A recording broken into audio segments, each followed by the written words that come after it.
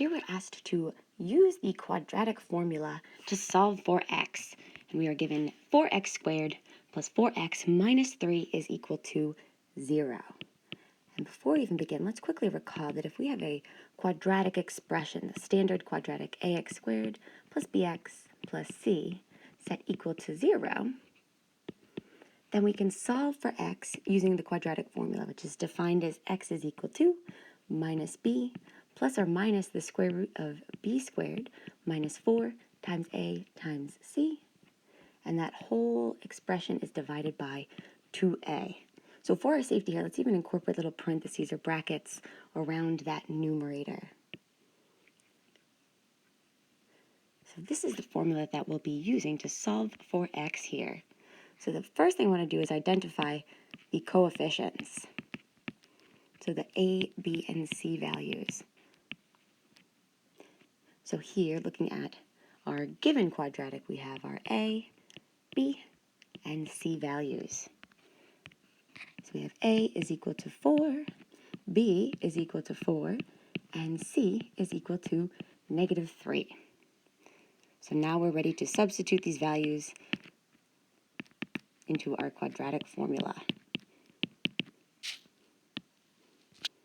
And so we have x is equal to minus b, which is 4, plus or minus the square root of b squared, so we have 4 squared, minus 4 times a, which is 4, times c, which is negative 3. We'll again put brackets around that.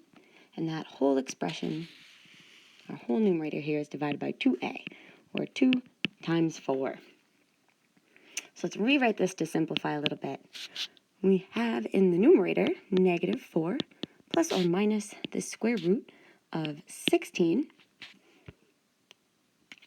And we have negative, or two negatives here within that radical. So that's going to give us a positive. The negative and the negative will become positive. And we know 4 times 3 is 12, times 4 gives us 48.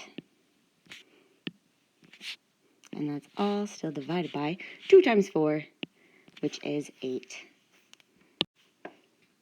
So we have two like terms within that radical. We can combine up these constants.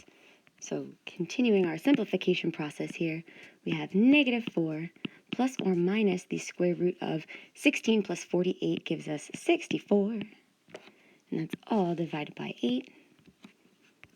And we want to recall here, looking at this, the radicand here, we recall that 64 is a perfect square. It's equal to 8 times 8. So remember, if we have a perfect square underneath the radical or square root, the square and the square root cancel. So we have negative 4 plus or minus. That's the square root of 8 squared divided by 8. Simplifying to negative 4 plus or minus 8 divided by 8.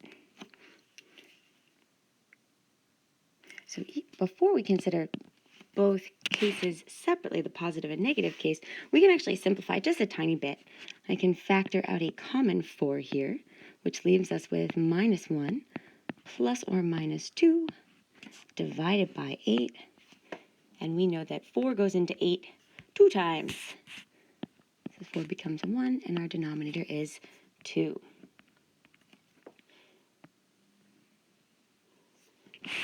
So this becomes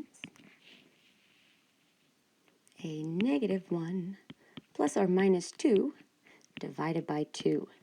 And now we can consider the two cases separately. So case 1 will be our positive case when x is equal to negative 1 plus 2 divided by 2. And then we'll also consider our case 2 here, that negative case, when x is equal to negative 1 minus 2 divided by 2. So in case 1 here, negative 1 plus 2 leaves us with 1/2. And in case 2, negative 1 minus 2 is negative 3/2. We can say, therefore, x is equal to 1/2, or 0.5, and x is equal to negative 3/2, or minus 1.5.